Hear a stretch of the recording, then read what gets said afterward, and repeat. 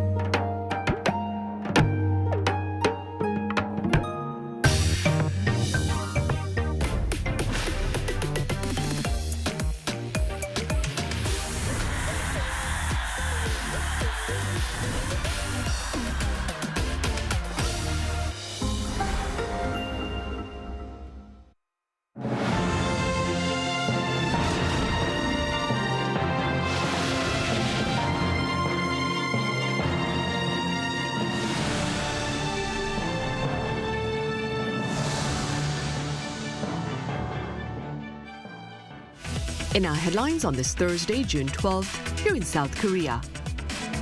One day after South Korea turned off its loudspeaker broadcasts directed towards North Korea, the regime proceeds to do the same starting this morning.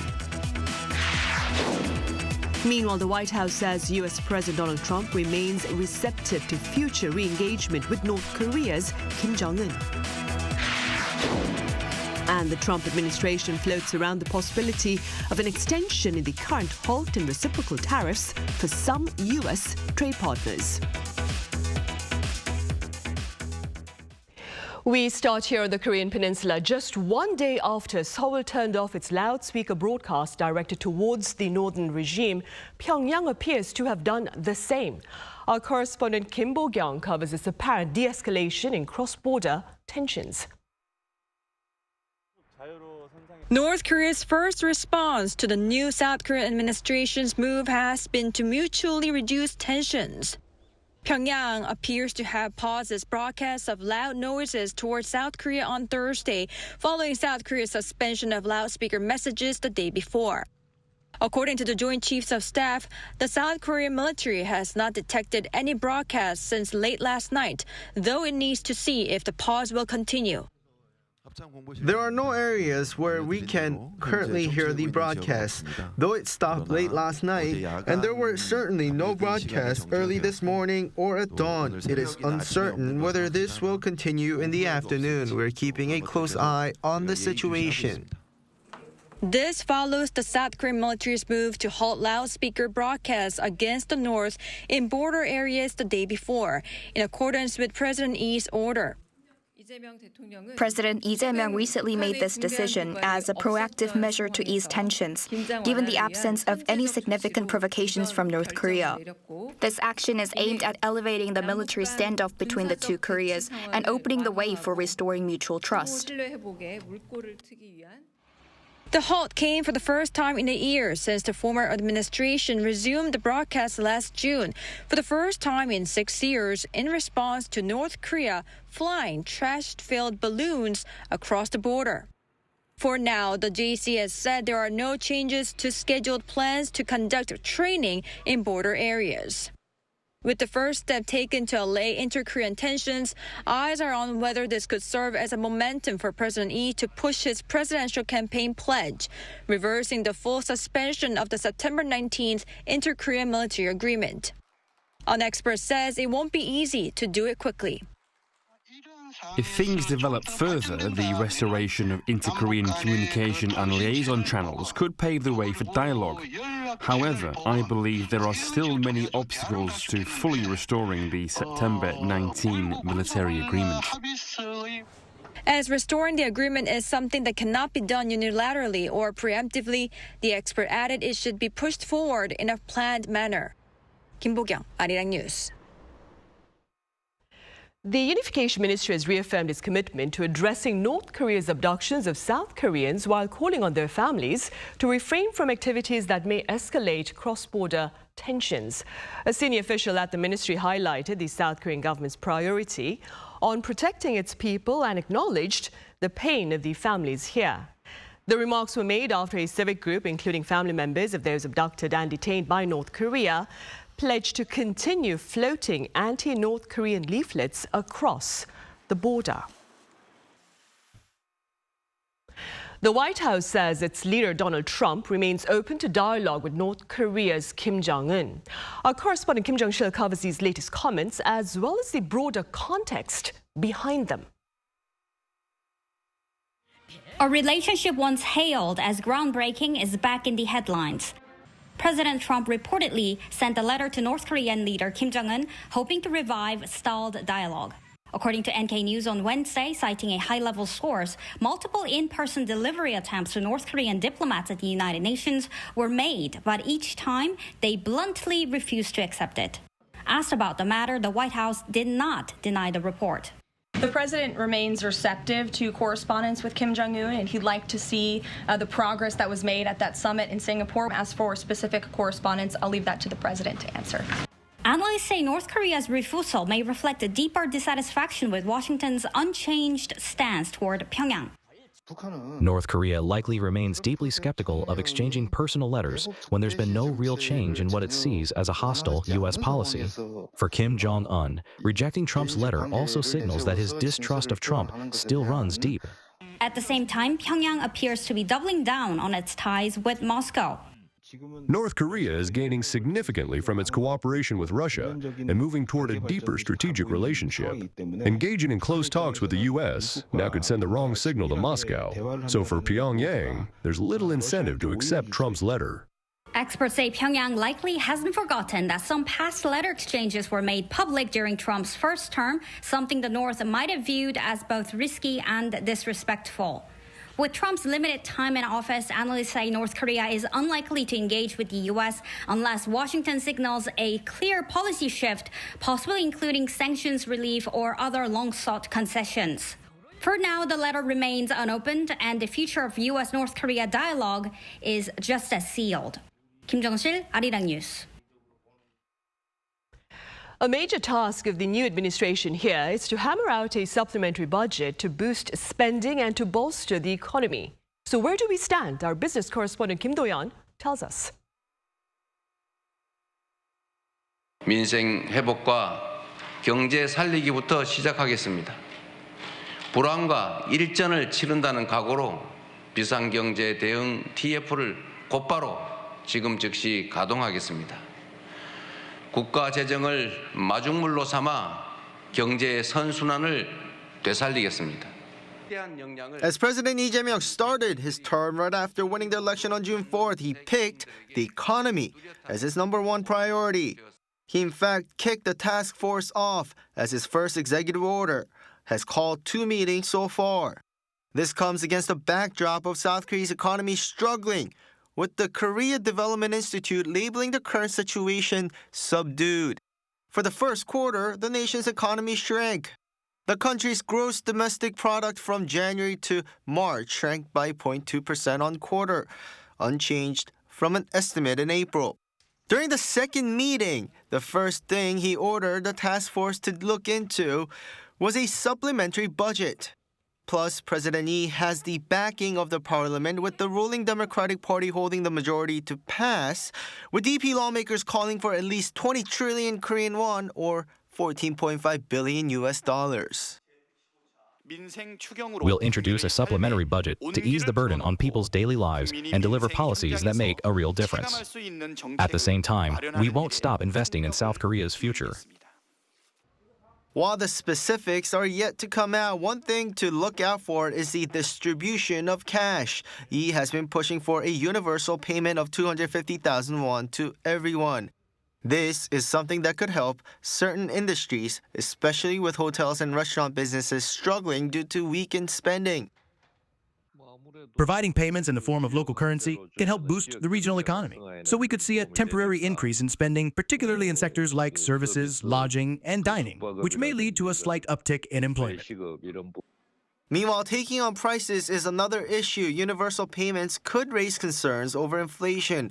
On the other hand, the Bank of Korea has actually backed the supplementary budget, and it wouldn't affect the inflation too much. In fact, the BOK says a speedy one is necessary.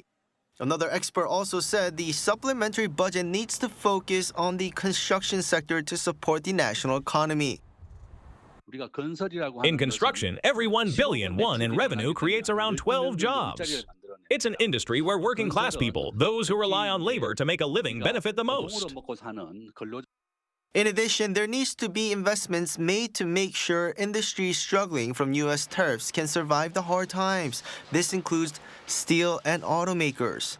Plus, sectors like AI need consistent development, and funds could be used to make sure the nation's strategic industry don't lag behind. Kim Do-yeon, Arirang News. On the trade front, Korea's ICT exports soared almost 10% on-year in May, and pundits here believe the rise reflects U.S. efforts to secure inventory ahead of a full-blown tariff campaign. Moon Ji-young explains. Despite the uncertainty surrounding the Trump administration's tariff policy, South Korea's exports in the ICT sector maintained an upward trend last month, driven by robust chip sales. According to data released by the Ministry of Trade, Industry and Energy on Thursday, ICT exports in May reached almost $20.9 billion, up 9.6% year-on-year. This marks the best performance for any May since records began. Outbound shipments of semiconductors, the largest export item, surged by more than 21% on year, fueled by strong demand for AI-related chips. This is also a new record high for May. This performance was also driven by the rebound in fixed prices of major products like DRAM and NAND flash chips, as well as continued solid exports of high-value memory such as HBM. While mobile phone shipments increased almost 3% year-on-year, exports of computers and communications equipment rose nearly 2%. However, an expert expressed concerns that this growth may be only temporary. This is before the full impact of the tariff effects has really kicked in. What we're likely seeing is a move to build up inventory ahead of potential price increases.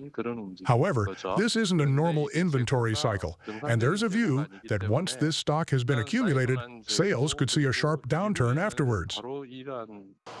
Meanwhile, exports of display panels declined by more than 17%. By country, exports to the U.S. rose more than 7% on year thanks to strong sales of mobile phones, while shipments to Vietnam, the EU, and Japan also climbed. In contrast, exports to China, South Korea's top export destination, fell 6.8% due to a decreased demand for chips. Meanwhile, ICT imports totaled over $11.5 billion, resulting in a positive ICT trade balance. Moon Ji-young, Arirang News. President Lee Jae-myung spoke with his Vietnamese counterpart Luong Quoc earlier this morning to mark his fifth phone call with a foreign leader since taking the top office. According to presidential spokesperson Kang Yoo-jung, the two leaders agreed to advance cooperation in sectors such as high-speed rail and nuclear energy within the framework of their comprehensive strategic partnership. President Lee Jae-myung, for his part, also called for continued support of Korean businesses in Vietnam, while President Quoc extended a cordial invitation to President Lee to come to Vietnam. The Presidential Secretary for Political Affairs was at the Parliament on this Thursday afternoon to meet with the leaders of two minority parties. Woo Sang-ho paid a courtesy call on Basic Income Party leader Yoon Hae-in before seeking out Social Democratic Party leader Han Chang-min. Now, since this past Tuesday, Woo has been making social calls on the leaderships of political parties, including those of the ruling Democratic Party and the opposition People Power Party, in line with the new administration's efforts to usher in a process of unity and solidarity for state affairs. America's trade partners, including South Korea, now counting down less than 1 month to the end of the pause in reciprocal tariffs come early July, and talk of a possible extension of the tariff relief for some countries has been floated around. Our Lee Soo-jin reports. The U.S. may extend tariff breaks for countries pursuing trade negotiations in good faith. Treasury Secretary Scott Bessent, who is leading U.S. trade talks, said in a congressional hearing on Wednesday that the U.S. might extend the 90-day pause on reciprocal tariffs for certain countries. He mentioned that there are 18 important trading partners that the Trump administration is working towards reaching an agreement with. But President Donald Trump also told reporters on Wednesday that while he was willing to extend the 90-day pause, he did not believe that it would be necessary. He also revealed that the U.S. will send trade offer letters to dozens of countries within 2 weeks that they could either accept or decline. The 90-day pause on reciprocal tariffs that were announced on April 9th is set to expire on July 9th. This has led South Korea's newly elected administration to prioritize reaching a trade agreement with the U.S., with President Lee Jae-myung expressing a shared commitment to a deal during his first call with President Trump. There are also expectations that the two leaders will continue discussions at next week's G7 summit in Canada. Bessent's remarks come after the U.S. announced that it had reached a framework agreement with China during a second high-level trade talks held in London. Those specific details have yet to be disclosed. Dozens of countries have engaged the administration thus far with offers to improve their trade relations with the United States. This includes China. I have just returned in the middle of last night from successful negotiations in London with a Chinese delegation. The Trump administration has so far announced a comprehensive agreement with the UK and a framework deal with China that serves as a stepping stone to eventually negotiate a full-fledged trade agreement. And as it remains a framework deal, Besant acknowledged that negotiations with China are likely to be a lengthy process, signaling that while key issues like Beijing's export controls on rare earths critical to advanced tech and defense were addressed, broader trade disputes remain. But active negotiations, not just with China, but other countries as well, are expected to continue, especially with the U.S. Federal Appeals Court ruling on Tuesday that the tariffs can remain in effect until the court completes its full legal review. 이수진, Arirang News. Over in Los Angeles, a 10-hour overnight curfew remains in place in parts of the city for a second night as authorities seek to prevent vandalism and potential violent confrontations amid the presence of National Guard troops and the expected presence of Marines in the city. Pyongyang has the latest. Following the imposition of a nighttime curfew in key protest areas, the unrest in the City of Angels appears to be somewhat subsiding. LA Mayor Karen Bass ordered an 8 p.m. to 6 a.m. curfew in downtown neighborhoods, with AP News reporting a notably quieter night and no visible presence of Marines or the National Guard. The measure, aimed at preventing looting and vandalism, led to over 200 arrests for violating dispersal orders or carrying weapons. Protests have since expanded to at least 24 cities nationwide, with mass arrests reported in New York, Chicago, Philadelphia, and Denver. California Governor Gavin Newsom has strongly condemned President Trump's military deployment in Los Angeles. This brazen abuse of power by a sitting president inflamed a combustible situation, putting our people, our officers, and even our National Guard at risk. The governor has filed a lawsuit and emergency injunction to halt military patrols in LA, with the court hearing set for June 12th. If court agrees, sanctuary states can refuse federal forces. The administration may appeal to the Supreme Court before the election. Other sanctuary states like New York or Illinois could do the same. At the same time, more conservative states might ask for federal help. So some cities could have troops and others won't. A nationwide protest called the No Kings Movement is set for Saturday, coinciding with both Trump's birthday and a military parade marking the Army's 250th anniversary. According to AP News, organizers say it could be the largest single-day demonstration since Trump's return to office, with millions expected to rally across all 50 states. Pyongyang, Arirang News. On a light note now, for those of you here in Seoul who have yet to make weekend plans, do consider a visit to an exhibition that shares the works of a renowned British children's author whose stories continue to delight readers of all ages. Our Cha Yun-kyung has more. The British author and illustrator Anthony Browne has dedicated his work A Boy, His Dog and the Sea to his late brother. The work illustrates the village where the artist is currently living. Browne has often shown the notion of opposites, such as big and small, by, for example, showing various primates in Big Gorilla, a book of opposites. He has also shared a warm look at the relationship between a grandfather and grandchild through My Granddad. Browne, who is 78, has been illustrating daily life in his new picture books. Anthony Browne leads us step into a world of imagination and warmth for readers through the beautiful picture books with familiar characters and pastel colors. Hidden clues and whimsical details in his illustrations invite visitors to discover references to famous artwork. The essence of Browne's storytelling is the combination of observation, dialogue, and imagination. Browne's stories explore a wide range of themes resonating with readers of all ages. Family members can enjoy his original artwork, including his latest unpublished creations. It was so much fun to see the pictures that I had already seen from his book. It seemed like the characters came to life. Anthony Browne exhibition, A Master of the Storytelling, will be showcased at Hangaram Art Museum Gallery 3 and 4 of Seoul Arts Center until the end of September. Cha Yun-kyung, Arirang News.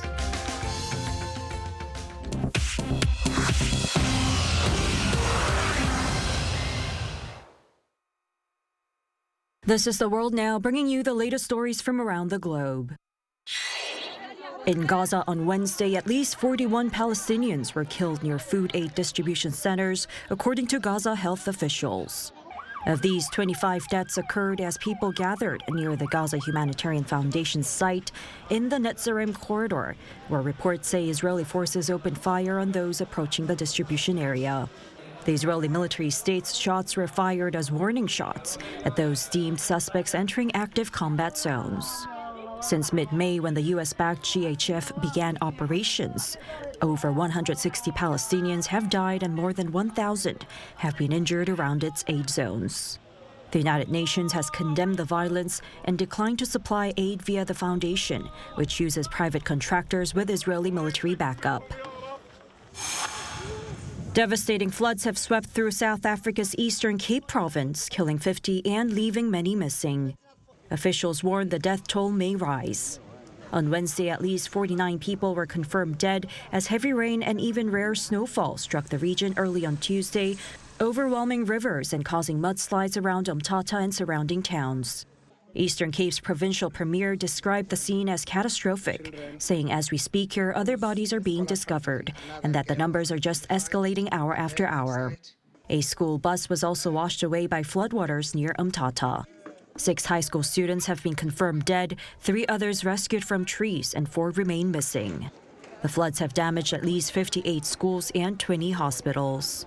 Hundreds of families have been left homeless and in temporary shelters. Weather officials warn that the extreme weather patterns could persist for several days, posing an ongoing risk.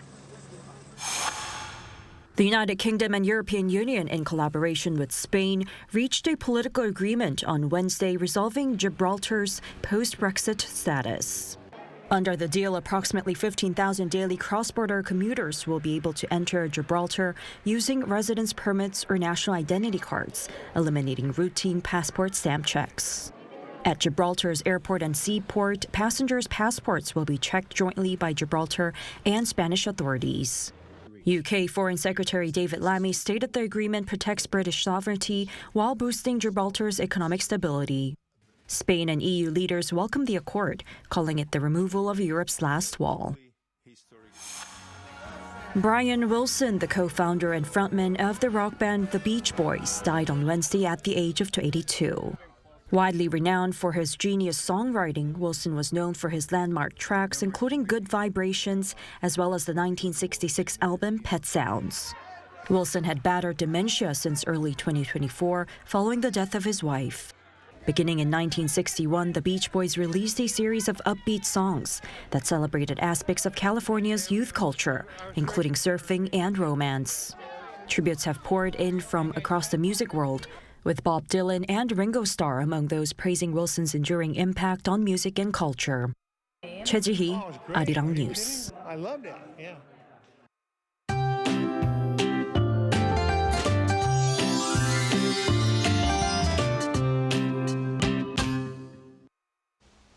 The rainy season started on Jeju Island today. It's a week earlier than usual. Starting with Jeju Island today, the rain will spread to the Chungcheongdo provinces and the south tomorrow and to the whole country on Saturday. Looking at the expected amount of rainfall, there will be as much as 150 millimeters of heavy rain on Jeju Island and more than 200 millimeters in the mountainous areas. Some areas will have rain pouring at 20 to 40 millimeters per hour at some point. Heavy rain of more than 100 millimeters is expected around the south coast and 5 to 40 millimeters in the Chungcheongdo provinces. Seoul, Daejeon, Daegu, Busan, and Jeju will start off at 19 degrees Celsius. Daily highs will move up to 30 degrees in Seoul and Chuncheon, 25 degrees in Gwangju and Jeju. The rain that covers the whole country on Saturday will continue until Monday. That's all for Korea. Here are the weather conditions around the world.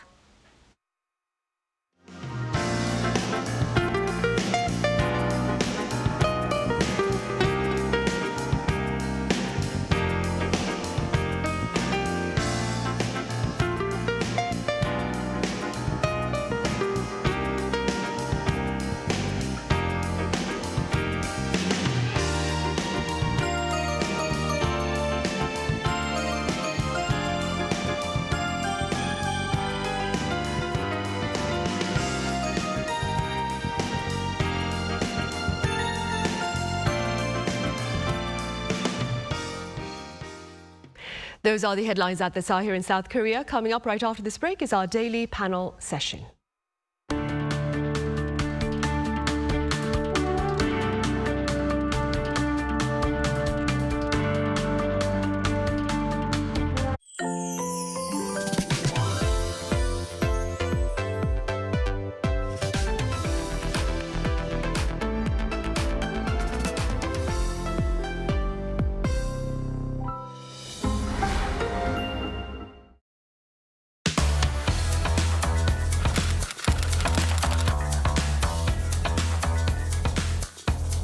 To set the facts straight.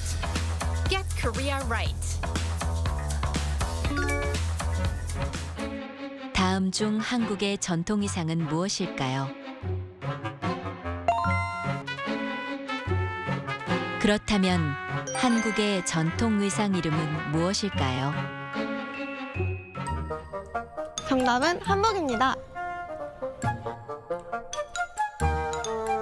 안녕하세요. 방크 청년연구원 이정호입니다.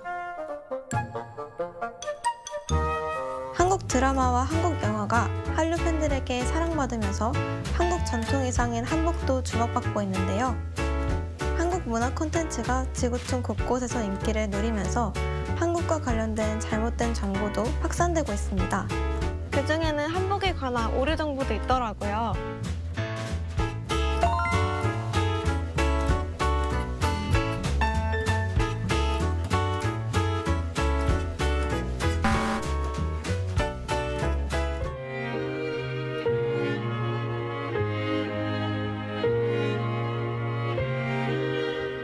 제가 여러분께 한복에 대해 제대로 알려드릴게요.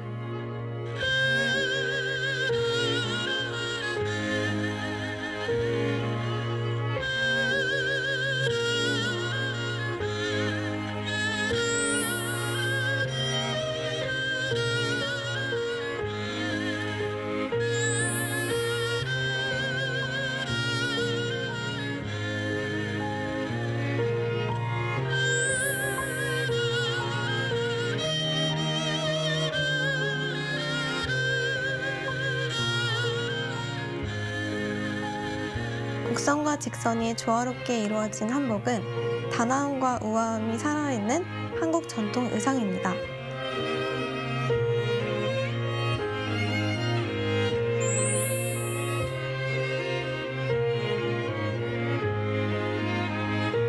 또한 1600년간 이어진 고유 한복은 세계에서 제일 길며 그것은 고구려 고분 벽화와 신라 백제 유물로도 확인이 됩니다.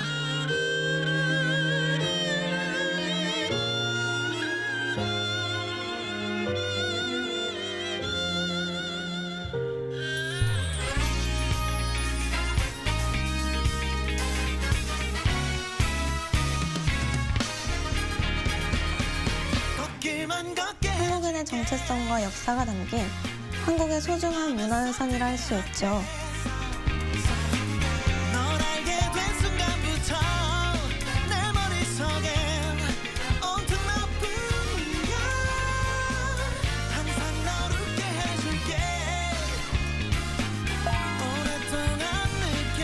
한국 바로 알리기 여러분도 함께 해주세요.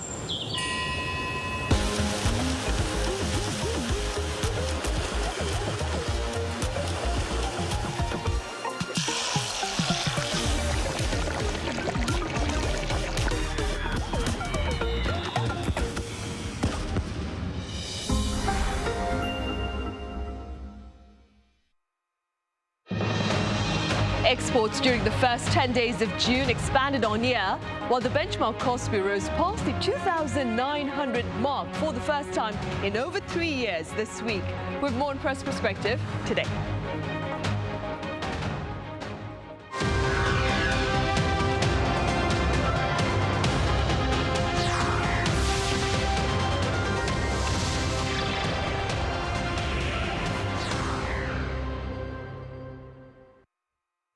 Hello and welcome. You're watching Press Perspective for Thursday, June 12th here in Seoul. I'm Min Sun-hee.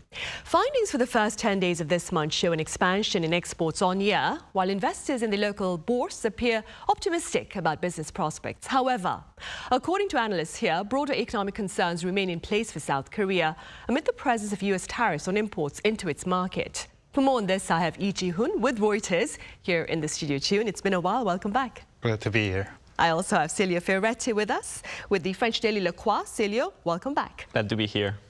Ji-hoon, we will start with you. Let's begin with some favorable news then. As I mentioned at the start, there has been a rise in South Korea's exports during the first 10 days of this month. Let's start with that piece of news. Yeah, data showed yesterday exports rose 5.4% during the first 10 days of this month, after falling in May for the first time in 4 months. Exports to the US rose 3.9%, and China also rose 2.9%. By product, semiconductors continued to rise by gaining 22%, while autos also rose 8.4%. Economists said there have been some signs that the trade between US and China is increasing after their trade truce in mid-May. But these 10-day figures are often volatile, and the Bank of Korea said recently that the impact of US tariffs has not been fully materialized, so we still need some time to make any assessment. According to the Bank of Korea, automakers so far have responded to US tariffs by utilizing its existing stocks in the US. And when it comes to steel, there is some time lag for shipments, so the effect of US tariffs will come into effect from the third quarter of this year. Right. And staying with this rather cautious tone then, Celio, the latest evaluation of the South Korean economy by the state-run Korea Development Institute, that is, which is quite bleak. Could you tell us more? Indeed, South Korea's economy is starting to show some worrying sign, at least according to the Korean Development Institute, the KDI. In its June economic trends report, KDI said the country is losing overall vitality, which means the economy isn't bouncing back the way it should. Construction industry is in a deep slump, and at the same time, rising US tariff is putting extra pressure on South Korean economy. Put together, the two factors are creating a sort of drag that is hard to not to just ignore. KDI hasn't used a strong language like that in over 2 years, and it's not just a tone. That if you look at the number, it is worrying. Construction output fell by more than 16% in March and 20% in April. That kind of decline doesn't just affect the builders. It's the whole economy that is affected by this slowdown. Overall production also it's been harder for producers in the country. Manufacturing is doing well in some sectors, especially the key sectors like semiconductors, which grew more by 20%, but that's quite unique, actually. In the rest of the industry, total industrial growth fell from 0.9% in March to just 0.5% in April, mainly because how badly the construction industry is evolving. It's often overlooked, but construction is really the core of any economy in the world, and if you don't build, you don't produce. Despite all this, at the same time, exports, as we mentioned with US tariff, are starting to dip. Last month, exported US dropped by more than 8%, and especially auto exports fell high, down 32%. And starting this month, US tariff on auto parts and steel and aluminum will increase from 25% to 50%. That's expected to hurt even more the South Korean economy. Despite all this negative news, there's still a bit of positive. Finally, we have a new government. The election went accordingly to the law, no issues on that, and consumer have been reassured in their economy, in the way forward. So now the task is for the new government to set up a plan to fix the U.S. issue, lead Korea on a better track for the economy. Right, which is why they've been talking about a supplementary budget to bolster the economy and to boost consumption. June, despite the broader economic concerns here, the Korean stock market, for its part, it's been rallying this week. What appears to be fueling this rally? Yeah, in the stock market, the Kospi has been rallying since President Lee won the election last week to hit the highest level in nearly 3.5 years. As you know, foreigners left the market when political uncertainty was heightened by martial law in December, but analysts are saying they are now returning after the election because that resolved the uncertainty. Foreigners have been leading the rally by buying around 4 trillion won of local stocks since President Lee's election victory last week. And analysts say there have been two main policy pledges of President Lee that are driving this rally. First is his expansionary fiscal policy. Economic recovery has been his top priority since his inauguration. And his administration is, as you said, already preparing an extra budget for second one for this year, which is expected to be way bigger than the first one passed in May of 13.8 trillion won. Analysts expect the second one to include some cash-like vouchers for consumers to boost domestic demand and forgiving debt for small businesses which are hurt by the COVID-19 pandemic. Another driver of the stock market rally has been President Lee's push for capital market reforms. He has emphasized several times that he would seek to resolve the so-called Korea discount, which is a tendency of undervaluation compared with global peers due to low dividend payouts and opaque corporate governance. Yesterday, he visited the Korea Exchange and said the government is considering tax code revisions to encourage higher dividend payouts by companies. And he also voted measures to prevent unfair trading practices. And he used the phrase one strikeout system to punish or prevent such practices. His Democratic Party already reintroduced an amendment to the Commercial Act, which expands fiduciary duty of board members to minor shareholders. And it is expected to be passed within this month. And his Democratic Party holds a big majority in parliament. So that is why market participants are expecting President Lee's economic policies and market policies to be aggressive. Right. Meanwhile, Celia, beyond borders, a major concern for the Lee Jae-myung administration, as is the case for quite a number of administrations across the world, is probably the Trump administration's tariff policy. Based on what has been shared by President Lee during his campaign, and also based on the conversation that he had with his U.S. counterpart Donald Trump last week, what are your thoughts with regard to prospects of a productive deal on the tariff front between these two countries, South Korea and the U.S.? As you just mentioned, South Korean new President Lee Jae-myung stepped in the office with a critical file on his desk, U.S. tariff. During his campaign, he explained that he would not rush to strike a deal with Trump, especially a deal that would not be beneficial for South Korea. Also, Lee Jae-myung wants to remain friendly with China, which is still a major trading partner for Korea and a close neighbor. In his very first call with U.S. President Donald Trump this week, the two leaders agreed to push for a swift agreement on trade, and with a good reason. As we mentioned before, under Trump's tariff, South Korean goods have increased sharply. U.S. tariff on South Korean goods have increased sharply, despite the long-standing free trade deal between the two countries, from steel to aluminum to auto parts. Korean industries have been feeling the pressure, and it's only going to increase more and more, and South Korean economy will be hit more and more, so the clock is really ticking in the Blue House. South Korea's economy, as we know, is deeply driven by exports and highly vulnerable for to U.S. trade policy.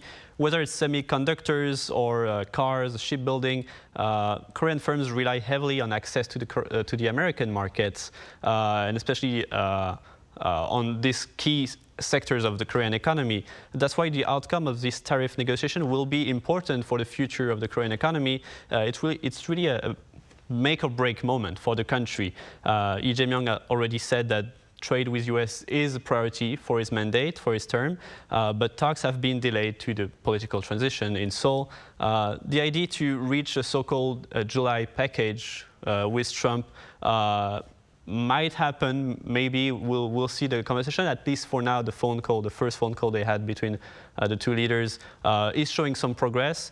Still, the economic tension is important, and Lee Jae-myung wants to navigate between China and the US. It's a hard game. It's really difficult to maintain this balance. We'll see if he managed to do it, but he will have to do it soon because the clock is ticking. Right. In the meantime, the President, Chi-yoon, has tapped former Chief Trade Envoy Yohan Gu as the new administration's top trade negotiator. Could you tell us a bit about this man, Yohan Gu, and the experience he brings into the new administration? Yeah, new trade chief Yohan Gu is a seasoned trade expert who already has experience of negotiating with the Trump administration. He served the same role under former President Moon Jae-in's administration as in 2021 and 2022, and before that, he took part in negotiating with the Trump administration over the amendment of the Korea-U.S. Free Trade Agreement as a commercial officer at the Korean embassy in Washington.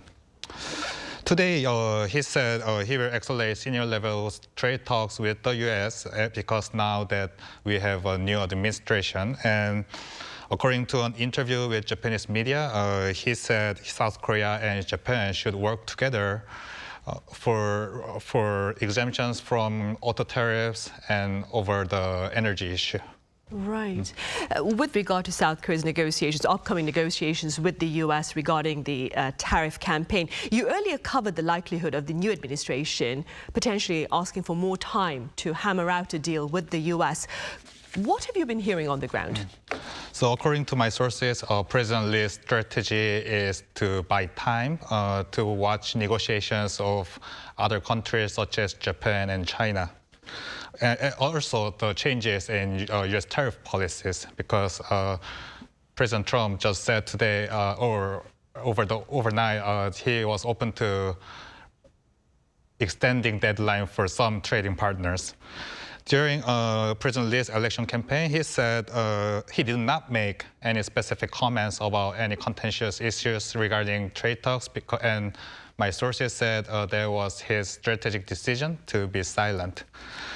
They said, my sources said the new administration is likely to watch negotiations of Japan, especially because it is in a similar situation with South Korea, and or watch China as well, because main U.S. policies might change depending on the progress in its trade talks with Beijing.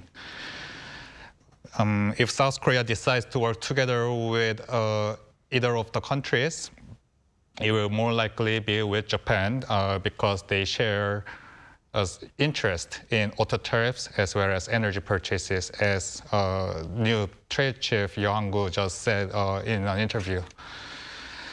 My sources say South Korea will have to ask for an extension on the deadline of July 8th, but it is unlikely Mr. Lee will immediately ask for that.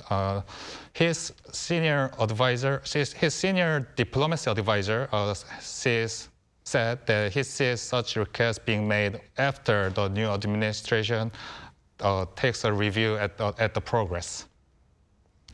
One of my sources said next week's G7 summit might be an opportunity for President Lee to ask for an exemption because he is invited to attend the summit in Canada next week. And there are views that South Korea is better positioned than other countries to strike a favorable deal because of its strength in key sectors of U.S. interest, such as shipbuilding and technology, such as semiconductors.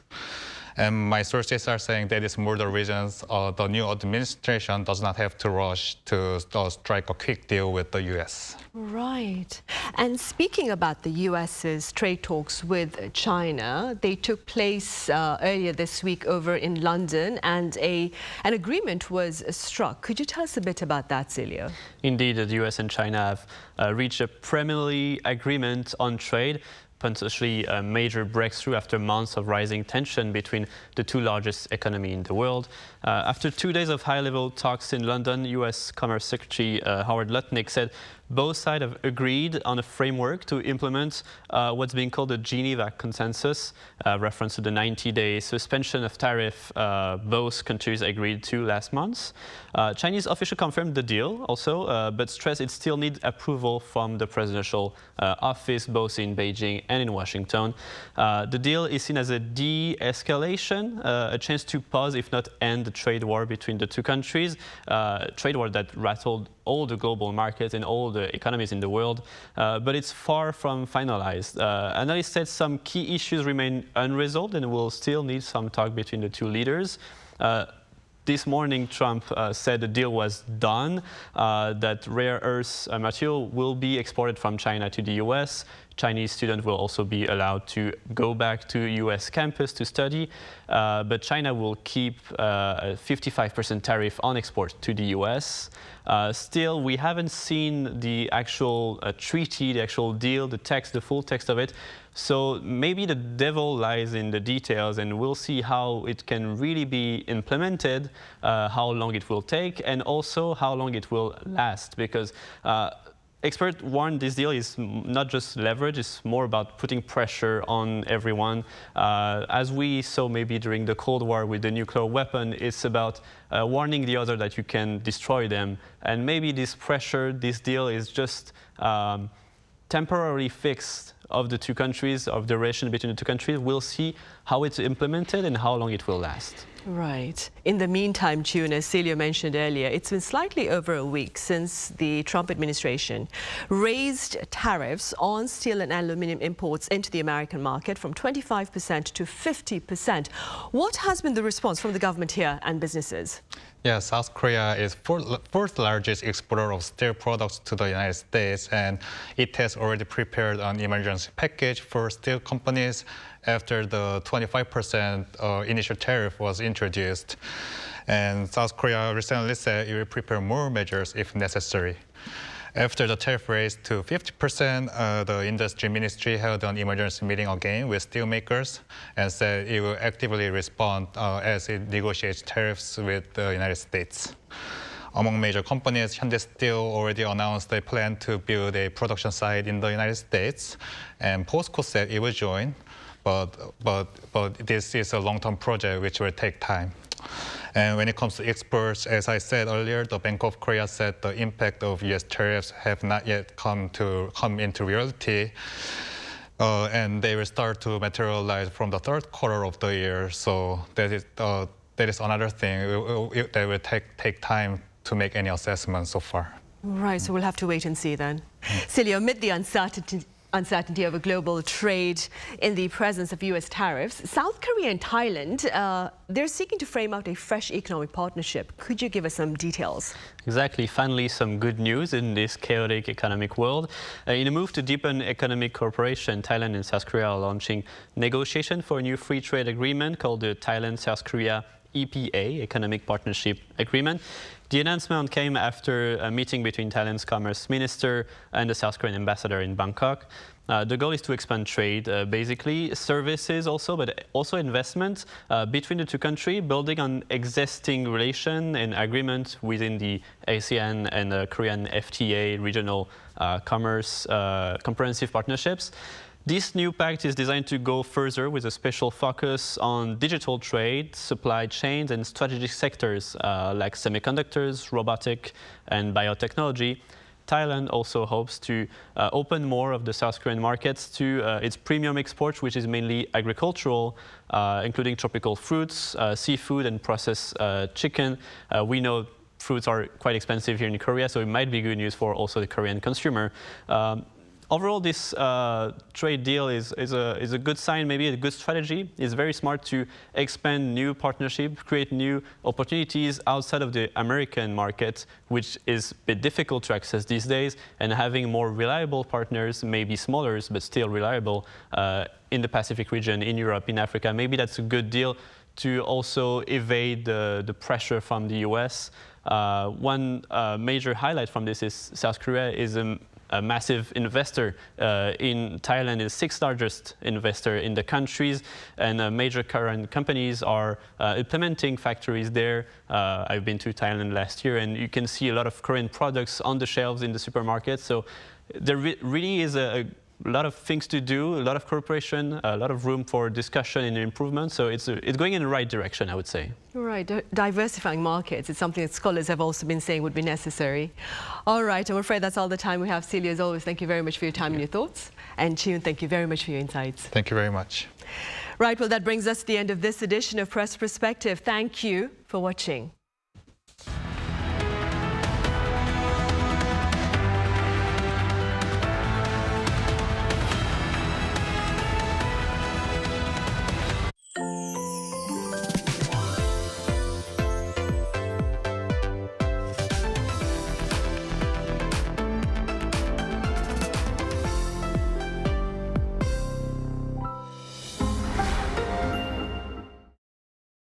제주특별자치도가 6차 4.3 희생자 보상금 신청을 2025년 1월 2일부터 2026년